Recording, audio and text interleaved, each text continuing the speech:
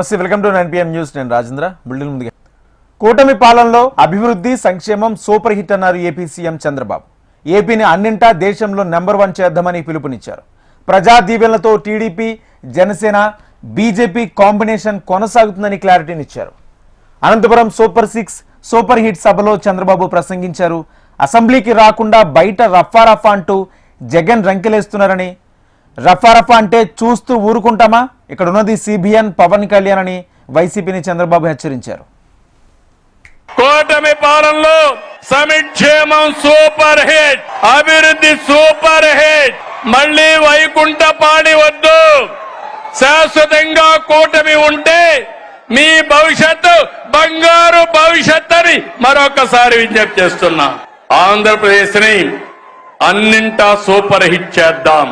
దేశంలోనే నెంబర్ 1 చేద్దాం. కలిసి పోటీ చేశాం, కలిసి గెలిచాం, కలిసి పనిచేస్తున్నాం. ప్రజల దీవెనలతో ఈ హిట్ కాంబినేషన్ కొనసాగుతుంది. సూపర్ హిట్ సభని బంపర్ హిట్ చేసిన అనంతపురానికి, శ్రీ శక్తికి ధన్యవాదాలు. Thank you Anantapur. ఇదే ఉత్సాహం శాశ్వతంగా చూపేయండి. ఈ రాష్ట్రాన్ని ఎక్కడికి తీసుకెళ్తామో మీరే చూస్తారని మరొకసారి విజ్ఞప్తి చేస్తూ ఈ రోజు మీ అందరికీ హామీ ఇస్తున్నాం. దసరా రోజున ఆటో డ్రైవర్లందరికీ వాహన మిత్ర కింద 15,000 రూపాయలు ఆర్థిక సహాయం చేస్తామని అనౌన్స్ చేస్తున్నాను. హ్యాపీనా, సంతోషమా అని అడుగుతున్నా. ఎన్నికల్లో చెప్పాం, ఎన్ని కష్టాలున్నా చేస్తాం. వాహన మిత్ర కింద సంవత్సరానికి ఆటో డ్రైవర్లకి 15,000 ఇస్తామని మీ అందరికీ హామీ ఇస్తున్నా. ఇది మంచి కార్యక్రమం అనుకుంటే గట్టిగా చప్పట్లు కూడా చెప్పండి, మంచి కార్యక్రమం అని. ఇది ప్రభుత్వానికి పేదవాళ్లపై నుండే ప్రేమని మరొక్కసారి మీ అందరికీ తెలియజేస్తున్నా. అటు కేంద్ర ప్రభుత్వం నరేంద్ర మోడీ గారి నాయకత్వం దసరాకి మనందరికీ ఒక కానుక ఇస్తున్నారు. పన్నులన్నీ తగ్గిస్తున్నారు తమ్ముళ్ళు, మీరు గుర్తుపెట్టుకోవాలి. అన్ని పన్నులు తగ్గి వస్తువులు మీ అందరికి అందుబాటులోకి వస్తున్నాయి. అంటే ఈ రోజు పేదవాడు, మధ్య తరగతి ఏం కావాలన్నా అందుబాటులోకి వస్తున్నాయి. దీనికి నేను ప్రధానమంత్రి నరేంద్ర మోడీ గారిని అభినందిస్తున్నా. మీరు తమ్ముళ్ళు ధరలు తగ్గించినప్పుడు కృతజ్ఞత చెప్పాలనా లేదా? మీరు ఏదైతే పన్నుల తగ్గింపు నిర్ణయం మంచి నిర్ణయం అవునా కాదా అని మిమ్మల్ని అడుగుతున్నా. మంచి నిర్ణయం అంటే గట్టిగా చప్పట్లు కూడా చెప్పండి, మంచి నిర్ణయం అని చేతులు పైకి చెప్పండి సంఘీభావాన్ని. ఇది ఈ రోజు 2 ప్రభుత్వాలు తీసుకునే నిర్ణయాలు. పేదవాళ్ళని పైకి తీసుకురావాలని, మీ ఖర్చులు తగ్గించాలని, మీ ఆదాయాన్ని పెంచాలని అటు కేంద్రం ఇటు రాష్ట్రం 2 కూడా ముందుకొచ్చా. ప్రభుత్వ కార్యక్రమాల్ని అడ్డుకోవాలని ప్రయత్నం చేస్తున్నారు. అసెంబ్లీకి రాకుండా పార్టీ ఆఫీసులు మూసుకుని సోషల్ మీడియా ఆఫీసులు పెట్టారు. సిద్ధం అని ఎగిరిపడ్డారు. అసెంబ్లీకి రండి, చర్చకు సిద్ధమా అని సవాలు విసురుతున్నా అనంతపురం నుంచి. అవునా కాదా తమ్ముళ్ళు అని అడుగుతున్నా. అసెంబ్లీకి రావాలన్నా లేదా అని అడుగుతున్నా. ప్రతిపక్ష హోదా కావాలంటారు. రాజకీయాల్లో ఓనామాలో తెలియని వాళ్ళు. ప్రతిపక్ష హోదా నేనిచ్చేది కాదు. ఎవరిచ్చేది చెప్పండి. మీరిచ్చేది ప్రతిపక్ష హోదా. ముఖ్యమంత్రి పదవి ఎవరిచ్చారు? నాకు ఎవరిచ్చారు?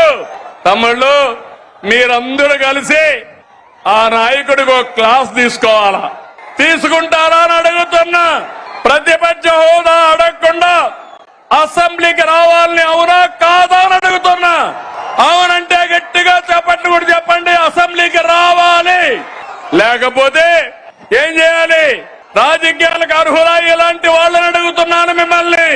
తమ్ముళ్ళు శాసనసభకు రాకుండా రప్ప అని రంకెలేస్తున్నారు. తీరు మారిందా అని అడుగుతున్నా మిమ్మల్ని. రప్ప అంటే ఇక్కడ చూస్తూ ఊరుకో ఉండడానికి. ఇక్కడ ఉండేది సిబిఎన్ పవన్ కళ్యాణ్ సోషల్ మీడియాలో పోస్టులు పెట్టి ఆడబిడ్డల్ని అవమానిస్తే ఖబర్దార్ జాగ్రత్తగా ఉండండి. అవమానించిన 5 నిమిషాల్లో మీ చొక్కా పట్టుకునే మా పోలీసు సిద్ధంగా ఉంటారు. 2047 కల్లా ఏపీని దేశంలోనే నెంబర్ 1 స్థానంలో నిలబెడతామన్నారు డిప్యూటీ సీఎం పవన్ కళ్యాణ్. రాష్ట్రం ఎదుర్కొంటున్న ఆర్థిక సవాళ్లను అధిగమించి సూపర్ 6 పథకాలను సమర్థవంతంగా అమలు చేస్తున్నామని తెలిపారు. యువతకు ఉద్యోగ అవకాశాలు కల్పించడం, నైపుణ్యాభివృద్ధికి కృషి చేయడంతో వారి భవిష్యత్తును భరోసా కల్పిస్తున్నామని వివరించారు. మొత్తంగా కూటమి ప్రభుత్వం ప్రజల సంక్షేమానికి అభివృద్ధికి కట్టుబడి ఉందని పవన్ కళ్యాణ్ పునరుద్ఘాటించారు.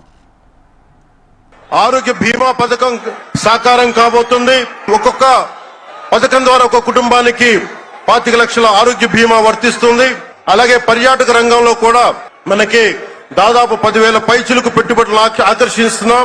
అలాగే పంచాయతీ రాజ్ శాఖలో కూడా పల్లె పండుగ ద్వారా 13,300 గ్రామ పంచాయతీలని గ్రామ సభలు నిర్వహించి రికార్డు చేసి 2,007 కిలోమీటర్ల బీటీ రోడ్లు, 4,000 కిలోమీటర్ల సిసి రోడ్లు చేయగలిగాం. 1,55,000 నీటి కుంటలు నిర్మించి 1 టీఎంసీ నీటిని వర్షాకాలం నిల్వ చేయగలిగాం. అలాగే మూగజీవాల దాహార్తి తీర్చేందుకు 15,000కు పైగా నీటి తొట్లు నిర్మించాం. 22,518 మినీ గోకులాలు చేశాం. అడవి తల్లి బాట కార్యక్రమం గౌరవ ప్రధానమంత్రి శ్రీ నరేంద్ర మోదీ గారి సహకారంతో ముఖ్యమంత్రి శ్రీ నారా చంద్రబాబు నాయుడు గారి నాయకత్వంలో కూటమి ప్రభుత్వం 1,005 కోట్లతో ప్రధానమంత్రి పిఎం జన్మన్ పథకం, మహాత్మా గాంధీ జాతీయ ఉపాధి హామీ పథకం ద్వారా రాష్ట్ర ఉపాధి హామీ పథకం 625 గిరిజన గ్రామాలని అనుసంధానిస్తూ 1,069 కిలోమీటర్ల రోడ్ల నిర్మాణం జరుగుతోంది. గర్భిణీ స్త్రీలకి డోలీ మోతల నుంచి విముక్తి కలిగించే లక్ష్యంతో ముందుకెళ్తున్నాం. 7,910 కోట్లతోటి జల్ జీవన్ మిషన్ కి ప్రాజెక్టులు చేపట్టాం. శాంతి భద్రతలు ఎలాంటి ఆటంకం కలగకుండా ఉన్నప్పుడే రాష్ట్రంలో పెట్టుబడులు, పరిశ్రమలు వచ్చి యువతకి ఉపాధి, ఉద్యోగ అవకాశాలు లభిస్తాయి. ముఖ్యంగా మన రాయలసీమ యువతకి మీరు ఉపాధి అవకాశాలకి వేరే రాష్ట్రాలకు వెళ్లకుండా మన అనంతపురంలో, మన కర్నూలు, మన కడప, మన చిత్తూరు జిల్లాల్లో మొత్తం ఉపాధి అవకాశం పక్క రాష్ట్రాల నుంచి మనకు వచ్చేలాగా పారిశ్రామికరణ జరగాల దిశగా గౌరవ ముఖ్యమంత్రి నారా చంద్రబాబు నాయుడు గారు ఆధ్వర్యంలో, ఆయన నాయకత్వంలో ముందుకు తీసుకెళ్తున్నాం. కూటమి ప్రభుత్వం ప్రతి అడుగులోని త్రికరణ శుద్ధితో పనిచేస్తుంది. గౌరవ ప్రధానమంత్రి శ్రీ నరేంద్ర మోదీ గారి వికసిత్ భారత్ విజన్ దిశగా గౌరవ ముఖ్యమంత్రి శ్రీ నారా చంద్రబాబు నాయుడు గారి నాయకత్వంలోని కూటమి ప్రభుత్వం ముందుకు సాగుతూ 2047 నాటికి ఆంధ్రప్రదేశ్ ని దేశంలో నెంబర్ 1 రాష్ట్రంగా తీర్చిదిద్దుతామని మీ అందరికీ తెలియజేసుకుంటూ జై భారత్, జై హింద్. ఏపీ అభివృద్ధికి కేంద్రం తోడ్పాటు అందిస్తుందన్నారు AP BJP chief Madhav. Amaravati నిర్మాణానికి కేంద్రం నిధులు ఇచ్చిందని, ఏపీ అభివృద్ధి కోసం చంద్రబాబు నిరంతరం కృషి చేస్తున్నారని తెలిపారు. కొత్త జీఎస్టీ ద్వారా సామాన్యులకు ధరలు అందుబాటులోకి వస్తాయన్నారు మాధవ్. మన దేశంలో తయారు చేసిన వస్తువులు కొనుగోళ్లను ప్రోత్సహించాల్సిన అవసరం ఉందనే అభిప్రాయాన్ని వ్యక్తం చేశారు.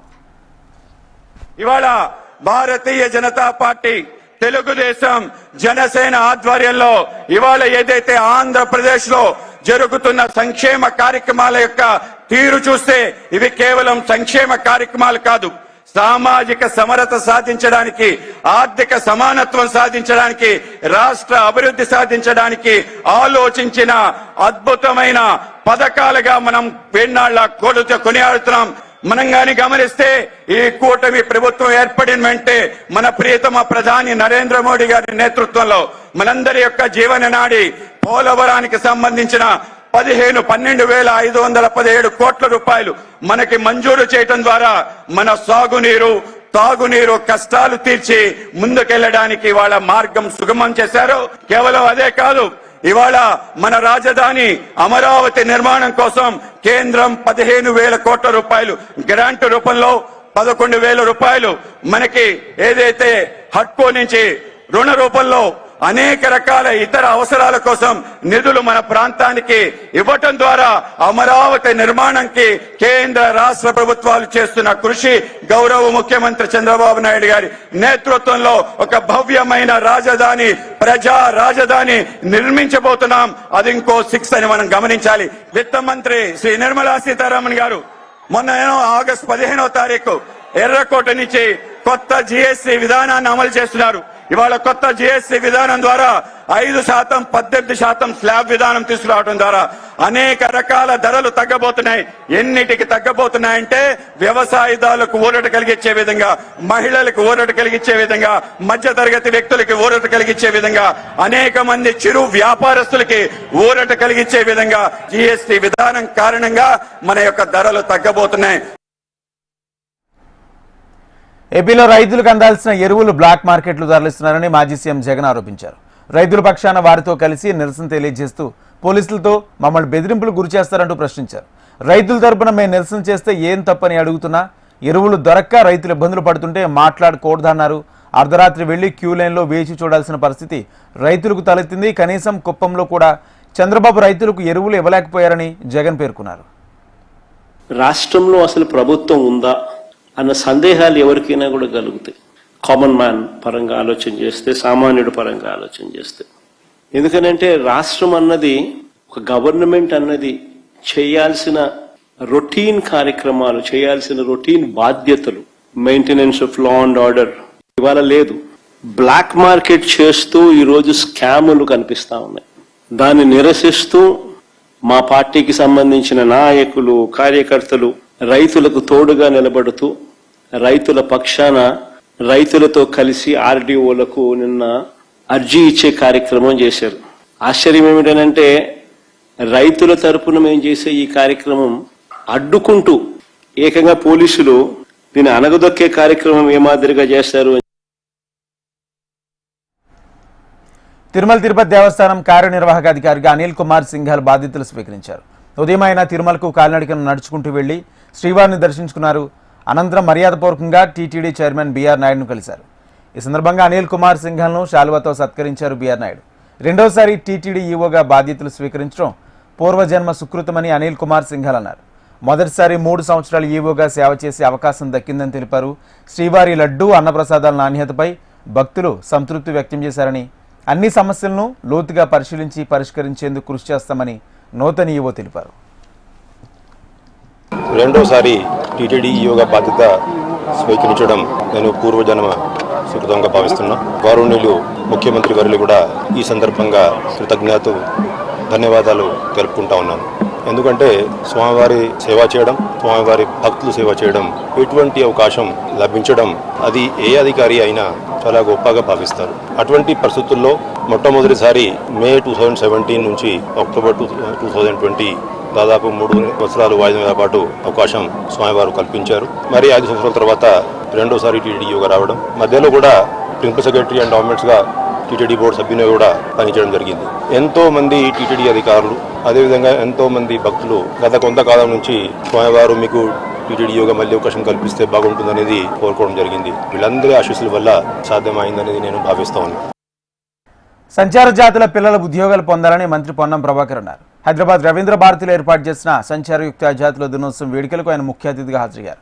మంచి తరాన్ని నిర్మించడానికి ప్రజాప్రభుత్వం విద్యకు ప్రాధాన్యత ఇస్తుందని మంత్రి అన్నారు. మన జాతి బిడ్డలకు మంచి చదువులు, నైపుణ్యాలు అందించాలని, ఉద్యోగ అవకాశాలు మెరుగుపరచాలని తెలిపారు. సంచార జాతుల్లో ఇప్పటికే పైకి వచ్చిన వారు ఇతరులకు సహకారం అందించి ప్రోత్సహించాలని సూచించారు. 400 కోట్ల రూపాయల సంచార జాతుల అభివృద్ధికి ప్రకటించామని, ఇప్పటికే 100 కోట్లు విడుదల చేశామన్నారు. 100 మంది ఎంబీసీ నిరుద్యోగులకు శిక్షణ ఇచ్చి ఉద్యోగ అవకాశాలు కల్పిస్తున్నామని మంత్రి పొన్నం ప్రభాకర్ తెలిపారు. ఈ పోటీ ప్రపంచంలో సంచార జాతులు ఉద్యోగాలు పొందాలని ఎవరు కూడా ఆమెపడలేదు. కాబట్టి ముందుగా మీరు మార్పుకి శ్రీకారం చుట్టాలంటే మనం కంప్యూటర్ తినకపోయినా కష్టపడ్డా పిల్లలకు సంబంధించినటువంటి మంచి విషయాలు ప్రయత్నం చేయండి. చదువుకున్న పిల్లలు పోటీ ప్రపంచంలో పరీక్షలు రాసి ఉద్యోగులుగా మారే అవకాశం చేయండి. ఉద్యోగాలు సంఘటన మాట్లాడాలని మిత్రుల్ని కోరుతా ఉన్నా, రిటైర్డ్ డిఎఫ్ఓలు కోరుతా ఉన్నా, ప్రొఫెసర్లను కోరుతా ఉన్నా. ఇందులో పైకి వచ్చినటువంటి వారు మిగతా వాళ్ళని పైకి తీసుకురావడానికి సంబంధించినటువంటి ఆలోచనలు ముందుకు నడిపే తప్పకుండా ప్రభుత్వాలు వాటంతా అవే సహకారం చేస్తాయి. ఇప్పుడు ఎంబీసీ ఎండి అలోకాలు చెప్పాలి. బలహీన వర్గాలకు సంబంధించి వాస్తవంగా గౌరవ ముఖ్యమంత్రి గారు, మిగతా క్యాబినెట్, పార్టీ అధ్యక్షుడు మహేష్ చౌదరితో సహా అందరూ కూడా కామారెడ్డి డిక్లేర్ చేసిన తర్వాత ఇలా కులాలకు సంబంధించిన సర్వే జరిగింది. మా సోదరి 50 లక్షల మొత్తం ఉన్నది 3.5 కోట్ల. ప్రభుత్వ ఆసుపత్రుల్లో అవయవ మార్పిడి సర్జరీలను ప్రోత్సహించేందుకు చర్యలు తీసుకోవాలని ఉన్నతాధికారులను మంత్రి దామోదర్ రాజనసింహ ఆదేశించారు. ఈ మేరకు జీవన్ దాన్ పనితీరు ప్రభుత్వ దవాఖానాల్లో అవయవ మార్పిడి చికిత్సలను ప్రోత్సహించేందుకు తీసుకోవాల్సిన చర్యలపై జూబ్లీహిల్స్లోని ఆరోగ్య ట్రస్ట్ ఆఫీసులో అధికారులతో మంత్రి సమావేశమయ్యారు. నిమ్స్, గాంధీ, ఉస్మానియాతో పాటు ఆదిలాబాద్ రిమ్స్, వరంగల్ ఎంజీఎంలోనూ అవయవ మార్పిడి సర్జరీలు జరిగేలా చర్యలు తీసుకోవాలని అధికారులను సూచించారు. అన్ని ఉమ్మడి జిల్లా కేంద్రాల్లో ఆర్గాన్ రిట్రైవల్ సెంటర్లు ఏర్పాటు చేసి ఆ ప్రతిపాదనను రూపొందించాలన్నారు. సీనియర్ డాక్టర్లతో డెడికేటెడ్ టీమ్స్ ఏర్పాటు చేయాలన్నారు. ఒక్కో ఆర్గాన్కు ఒక్కో టీం ఉండాలని హెల్త్ సెక్రటరీ క్రిస్టినా జాడ్ మంత్రి సూచించారు.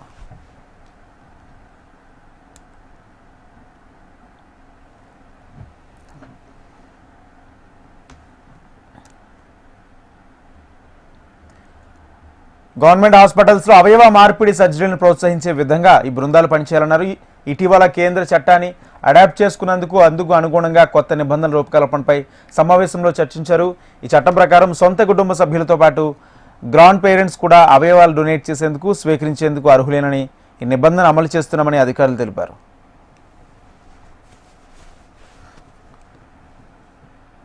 తోట యాక్ట్ ప్రకారం ఆర్గాన్ స్వీపింగ్కు కూడా అవకాశం ఇవ్వాలని అధికారులను మంత్రి సూచించారు. ఈ యాక్ట్ ప్రకారం 20 పేషెంట్లు కుటుంబ సభ్యులు ఒకరికొకరు ఆర్గాన్స్ డొనేట్ చేసుకునేలా వెసులుబాటు ఉందన్నారు. ఆర్గాన్ డోనర్ల కుటుంబ సభ్యులకు అండగా నిలవాల్సిన అవసరం ఉందని మంత్రి వ్యాఖ్యానించారు. ఆర్గాన్ డోనర్లు దహన సంస్కారాలకు ఆర్థిక సహాయం అందించడంతో పాటు వారి కుటుంబాలకు అండగా ఉండేందుకు అవసరమైన ప్రతిపాదనలు రూపొందించాలన్నారు.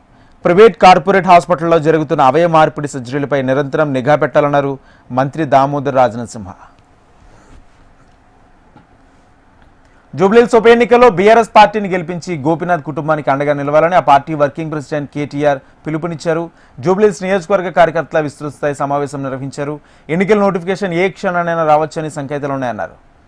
ఎన్నికలకు ముందే ప్రతి కార్యకర్త ప్రజలకు వెళ్లి గోపీనాథ్ కుటుంబానికి మద్దతు కూడగట్టాలని కార్యకర్తలకు సూచించారు. వస్తాయి, పోతాయి, అప్పుడప్పుడు గెలుస్తాం, అప్పుడప్పుడు ఓడిపోతాం, ఫరకూడదు. కానీ మనిషే పోయినాక, మనం ప్రేమించే మనిషి, మనం అనుకున్నాడు మనిషే పోయినాక మనం తప్పకుండా కుటుంబానికి అండగా నిలబడాల్సిన బాధ్యత మాత్రం మనందరి మీద ఉంది. ఎట్లయితే మీ ఆపత్ల సంపత్ల గోపన్న మీతో ఉన్నాడో, మీకు కష్టం వచ్చినప్పుడు బోరబండల సర్దార్ కుటుంబానికి కష్టం వస్తే ఉరుకురికి పోయి నిలబడ్డాడు మాగంటి గోపీనాథ్. మరి ఆ కుటుంబానికి కష్టం వస్తే మనం నిలబడదామా వద్దా దయచేసి మీరు ఆలోచించాలని చెప్పి నేను కోరుతా ఉన్నాను. ఇది ఒకరి ఎలక్షన్ కాదు, ఒక పార్టీ ఎలక్షన్ కాదు. ఎవరి వాళ్ళే మనం అనుకోవాలి, మనమే క్యాండిడేట్ అనుకోవాలి, మనమే జిద్దు మీద కొట్లాడాలి. కొట్లాడి కూడా ఎవరి మీద కొట్లాడుతున్నాం మనం? అవతల ఎవరైనా మంచోళ్ళు ఉన్నారా? రేవంత్ రెడ్డి ప్రభుత్వం మాగంటి గోపీనాథ్ గారి నాయకత్వంలో హైదరాబాద్ జిల్లా పార్టీ అధ్యక్షుడిగా, జూబ్లీహిల్స్ శాసనసభ్యుడిగా మీ అందరి మనసు గెలుచుకున్న గోపన్న ఆత్మ శాంతించాలి అంటే, గోపన్న ఎక్కడ స్వర్గంలో ఉన్నాడో అక్కడ ఆయన తృప్తిగా ఉండాలంటే, ఈ ఎన్నికల్లో మీ కష్టంతో మళ్ళీ ఒక్కసారి గులాబీ జెండా ఎగిరితేనే తప్పకుండా ఆయన నిజమైన నివాళి అర్పించినట్టు. ఎన్ని ప్రభుత్వాలు మారినా, ఎన్ని పోరాటాలు చేసినా బీసీల బతుకులు మాత్రం మారడం లేదని ఎమ్మెల్యే పాయలశంకర్ అన్నారు. చాకలి ఐలమ్మ చూపిన తెగువను స్ఫూర్తిగా తీసుకుని మరిన్ని పోరాటాలు చేయాల్సిన అవసరం ఉందని పిలుపునిచ్చారు. చాకలి ఐలమ్మ వర్ధంతి సందర్భంగా రిమ్స్ ఆసుపత్రి వద్ద ఐలమ్మ విగ్రహానికి పూలమాలలు వేసి ఘనంగా నివాళులర్పించారు. తెలంగాణ రాష్ట్ర సాధన పోరాటంలో ముందు వరుసలో ఉన్న బీసీలు ఎన్నో ప్రాణత్యాగాలు చేశారని, కానీ రాష్ట్రం వచ్చిన బీసీ చేతి వృత్తి కులాలు కష్టాల్లోనే మగ్గుతున్నాయని పాయలశంకర్ అన్నారు. ప్రభుత్వాలు చాలా వస్తున్నాయి, పోతున్నాయి. రాజకీయ పార్టీలు అనేక విధాలుగా మాటలు హామీలు ఇస్తున్నాయి. కానీ చివరికి ఈ యొక్క కుల వృత్తుల మీద ఆధారపడ్డటువంటి ఈ యొక్క కులాల పరిస్థితి రోజు రోజుకు దిగజారిపోయేటటువంటి పరిస్థితి. మొన్న జరిగినటువంటి శాసనసభ సమావేశాల్లో నేను అడిగిన, ఎన్ని రోజులు మా పరిస్థితి ఇట్లా? కేవలం మీరు పరిపాలించడానికే పుట్టిండ్రా? మేం మాత్రం మీకు సేవలు చేయడానికే పుట్టామా? ఎన్నికల కన్నా ముందు మీరు మాట్లాడుతున్నటువంటి మాటలకు, ఎన్నికల తర్వాత మీరు చేసేటటువంటి వ్యవహారాలకు ఒక్కసారి ఆత్మ విమర్శ చేసుకోవాలని శాసనసభ వేదిక ద్వారా ఈ కుల వృత్తుల కులాలు పడుతున్నటువంటి బాధనంతా కూడా ఈ సమాజం దృష్టికి చెప్పేటటువంటి ప్రయత్నం చేసి ఈ వికలాంగుల సంక్షేమం, అభివృద్ధి, విద్య, వైద్యపరంగా సహకారం అందిస్తామన్నారు అడ్లూరి లక్ష్మణ్. దివ్యాంగుల ఉపకరణాల కోసం 50 కోట్లు కేటాయించామన్నారు. కరీంనగర్ జిల్లా తిమ్మాపూర్లో స్వాతంత్ర సమరయోధుల ట్రస్ట్ ఆధ్వర్యంలో ఎల్వి కంటి ఆసుపత్రి ఉచిత నేత్ర శిబిరాన్ని ప్రారంభించారు మంత్రి అడ్లూరి. 10 ఏళ్లలో ఎల్ఎండి వికలాంగులకు కేసీఆర్ ప్రభుత్వం డబ్బులు ఇవ్వలేదని విమర్శించారు.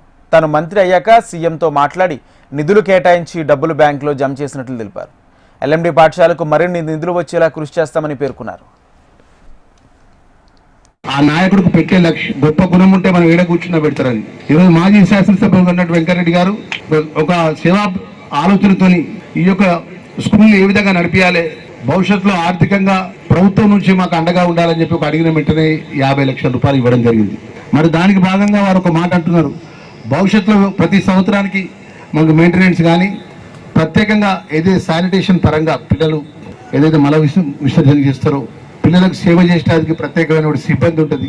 ఆ ప్రత్యేకమైన సిబ్బందికి ప్రత్యేకమైన వేతనంతో జీతం ఇస్తే తప్ప ఆ పని అందరు చేయరు. మనం కుర్చీ జనగాం జిల్లా కలెక్టర్ కార్యాలయంలో చాకలి ఐలమ్మ 40వ వర్ధంతి వేడుకలు ఘనంగా నిర్వహించారు. జిల్లా కలెక్టర్ రిజ్వాన్ బాషా షేక్ ఐలమ్మ చిత్రపటానికి పూలమాలలు వేసి నివాళులర్పించారు. ఐలమ్మ స్ఫూర్తిగా జిల్లాను అభివృద్ధిలో ముందు ఉంచుతామని కలెక్టర్ అన్నారు. ఐలమ్మ ఫోటోతో డాక్యుమెంటరీ తీస్తామని జిల్లా కలెక్టర్ తెలిపారు. ఈ కార్యక్రమానికి ముఖ్య అతిథిగా చాకలి ఐలమ్మ ముని మనవరాలు స్వాతి హాజరయ్యారు. 2 తెలుగు రాష్ట్రాల్లో కాకుండా దేశవ్యాప్తంగా చాకలి ఐలమ్మకు మంచి ఆదరణ లభిస్తుందని స్వాతి తెలిపారు. ఐలమ్మ పేరు మీద కేంద్ర ప్రభుత్వం ఒక స్టాంపును విడుదల చేస్తుందన్నారు. రాష్ట్ర ప్రభుత్వం ఐలమ్మ పేరు మీద ఒక యూనివర్సిటీనే పెట్టడం చాలా సంతోషంగా ఉందని స్వాతి తెలిపారు.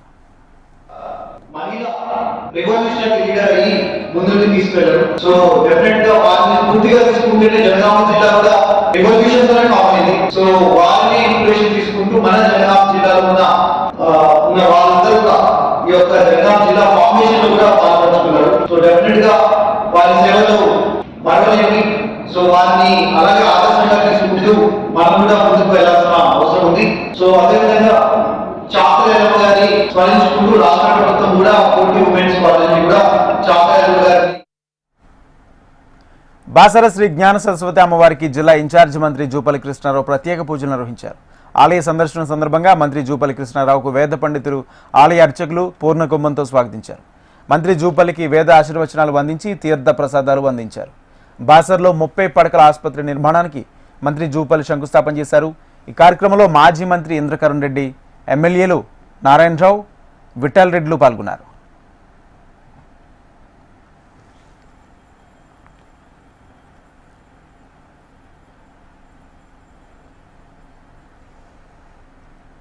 బాసరలో 30 పడకల ఆసుపత్రి భవన నిర్మాణానికి మంత్రి జూపల్లి కృష్ణారావు శంకుస్థాపన చేశారు. వర్షాలతో దెబ్బతిన్న పంటలను ఆయన పరిశీలించారు. ప్రజాప్రభుత్వం ఆరోగ్యానికి పెద్దపీట వేస్తుందని తెలిపారు. పుణ్యక్షేత్రం కావడంతో 30 పడకల ఆసుపత్రి అవసరం ఉన్న దృష్ట్యా ఏర్పాటు చేస్తున్నట్లు మంత్రి జూపల్లి పేర్కొన్నారు.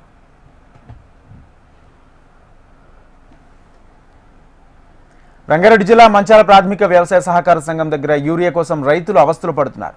తెల్లవారుజామున 5 గంటల నుంచి క్యూ లైన్లో నిలబడిన యూరియా దొరకడం లేదని రైతులు వాపోతున్నారు.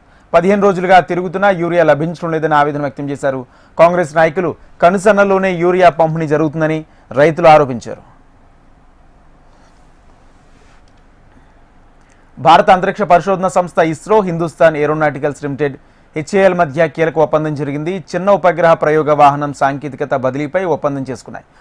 హాల్ అంతరిక్ష నియంత్రణ సంస్థ IN-SPACe, new space India limited, NSIL, ఇస్రోలు సంయుక్తంగా బెంగళూరులోని SSLV ఉత్పత్తి కోసం సాంకేతికత బదిలీ ఒప్పందంపై సంతకం చేశాయి.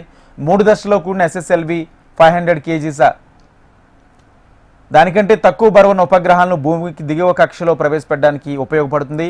ఈ ఒప్పందం ప్రకారం HLA తొలి 2 ఏళ్లలో సాంకేతికతను అందిపుచ్చుకుంది.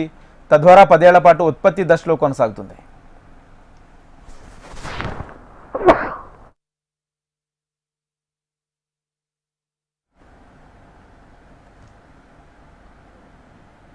ప్రధాని మోడీ అధ్యక్షతన ఇవాళ ఢిల్లీలో జరిగిన కేంద్ర కేబినెట్ కీలక నిర్ణయాలు తీసుకుంది. బీహార్లో బగ్బర్ బాగల్పూర్ హై స్పీడ్ కారిడార్లో 4 లైన్ల గ్రీన్ ఫీల్డ్ హైవే నిర్మాణానికి ఆమోదముద్ర వేసింది. ఈ మేరకు కేబినెట్ వివరాలను కేంద్ర మంత్రి అశ్విని వైష్ణవ్ వెల్లడించారు. ఈ కారిడార్లో కేంద్ర ప్రభుత్వం నిర్మిస్తున్న 84 కిలోమీటర్ల జాతీయ రహదారికి 4,447 కోట్ల రూపాయల ఖర్చు చేయనుంది. ఈ విభాగం భూగల్పర్కు అనుసంధానించే మొకామా, బరాహియో, లఖీసరై, జమల్పూర్, ముంగేర్ వంటి ముఖ్యమైన ప్రాంతీయ నగరాల గుండా వెళుతుంది.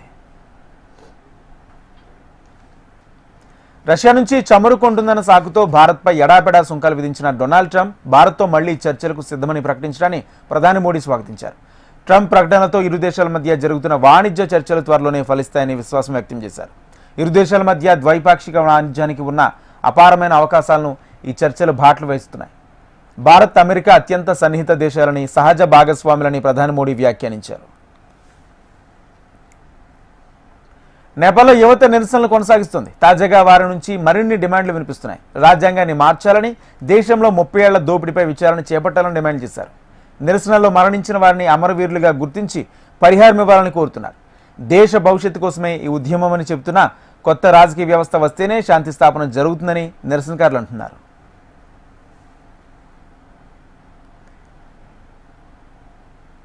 రాజకీయ అనిశ్చితి నెలకొన్న ఫ్రాన్స్లో తాజాగా నిరసన చెలరేగాయి. ఫ్రాన్స్ ప్రభుత్వం తెచ్చిన బడ్జెట్ ప్రతిపాదనలకు వ్యతిరేకంగా వేలాది మంది నిరసనకారులు రోడ్లపైకి వచ్చి ఆందోళన చేపట్టారు. బ్లాక్ ఎవ్రీథింగ్ పేరుతో పెద్ద ఎత్తున వీధుల్లో నిరసన ప్రదర్శన చేపట్టారు. ఆర్థిక రాజకీయ సంక్షోభం, సమాజంలో నెలకొన్న అశాంతి కారణంగా ప్రభుత్వ విధానాలకు వ్యతిరేకంగా లక్షలాది మంది రోడ్లపైకి వచ్చి నిరసన తెలుపుతున్నారు. ప్యారిస్ సహా ప్రధాన నగరాల్లో నిరసనకారులు రోడ్లను దిగ్బంధించారు, వాహనాలకు నిప్పు పెట్టారు. పశ్చిమ నగరమైన రెన్నెస్లో నిరసనకారులు ఒక బస్సును తగలబెట్టారు. రంగంలోకి దిగిన అధికారులు ఆందోళనలు అడ్డుకునేందుకు టీఆర్ గ్యాస్ ప్రయోగించారు. దీంతో అక్కడ పరిస్థితులు ఉద్రిక్తంగా తలెత్తాయి. ఇప్పటి వరకు దాదాపు 200 మందిని అరెస్ట్ చేసినట్లు అంతర్గత మంత్రి బ్రూనో రిటేలు ప్రకటించారు. అంతేకాదు దేశవ్యాప్తంగా భద్రతా దళాలను మోహరించినట్లు తెలిపారు. శాంతి భద్రతలు కాపాడేందుకు చర్యలు తీసుకుంటున్నట్లు తెలిపారు. నాటోలో సభ్య దేశమైన పోలాండ్ గగనతలంలోకి రష్యా డ్రోన్ ప్రవేశించడం ఉద్రిక్తతలు దావిచ్చింది. వెంటనే అప్రమత్తమైన పోలాండ్ గగనతల రక్షణ వ్యవస్థలు రష్యన్ డ్రోన్లు కూల్చేశాయి. రష్యా మరిన్ని ఐరోపా దేశాలను ముట్టడించాలని భావిస్తుందని పోలాండ్ కొత్త అధ్యక్షుడు కరోల్ నవోక్రు వ్యాఖ్యానించారు. అనంతరం మరుసటి రోజే మాస్కో దళాలు కవ్వింపు చర్యలకు దిగాయి. ఘటన తర్వాత అత్యవసర సైనిక కార్యకలాపాలు ప్రారంభించిన పోలాండ్ ఆర్మీ వార్సోలోని చోపిన్ ఎయిర్పోర్ట్ సహా 4 విమానాశ్రయాలు మూసివేసింది. సైనిక కార్యకలాపాలు కొనసాగుతున్నందుక 3 రీజియన్లలో ప్రజలు ఇళ్ల నుంచి బయటకు రావద్దని హెచ్చరించింది. సమాచారాన్ని నాటోకి చేరవేస్తున్నట్లు తెలిపింది. ఉక్రెయిన్పై యుద్ధం ప్రారంభమైనప్పటి నుంచి అంతర్జాతీయ చట్టాలని రష్యా ఉల్లంఘిస్తూ తరచూ తమ గగనతలంలోకి డ్రోన్లను పంపి కవ్విస్తుంది పోలాండ్ ఆరోపించింది. దేశీయ స్టాక్ మార్కెట్లు నేడు లాభాల్లో ముగిశాయి. ఐటీ, ఫైనాన్షియల్, రియాలిటీ షేర్లు రాణించాయి.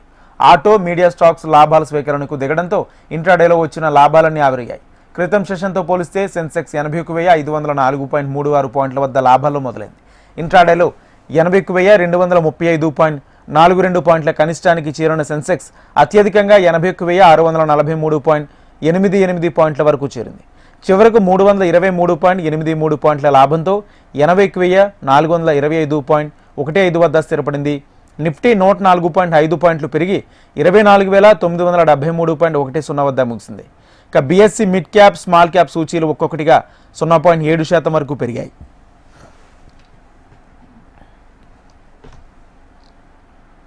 ఇవి bulletin updates. Keep watching HM TV.